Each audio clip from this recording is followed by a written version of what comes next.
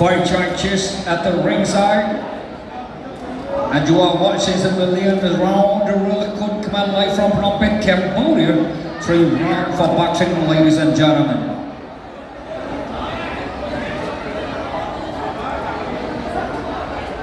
បាទថ្មនេះចាប់ផ្ដើមដឹកទីមុខវិញបើយើងអ្នកបណ្ដាលឲ្យជាសេដ្ឋីក្បួនស្រោមនឹងក៏ច្រើនដែរបាទលោកយ៉ាង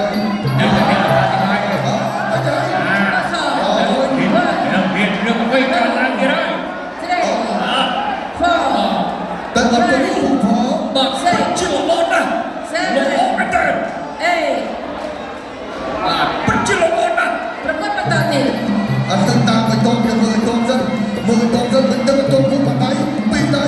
អូទៅអត់ទៅបាត់ដៃ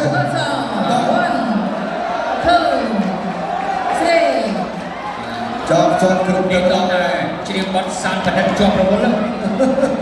ជាប់រវល់បើរវល់ពីពីទៅនេះអត់ទៅ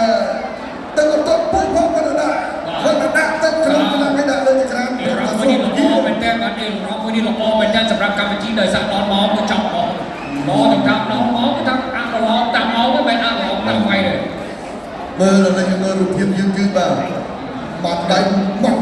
លុបក្រៀកនេះគេហៅដាក់ដៃសចៃបានតែ 70% 70%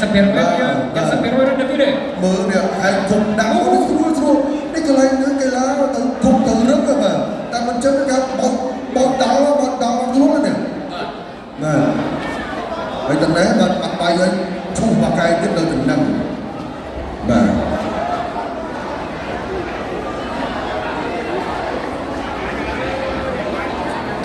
អាបាត់លើ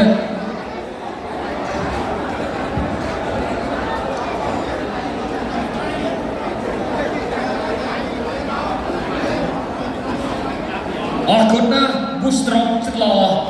បាទពិតជាល្អមែនបង្កើ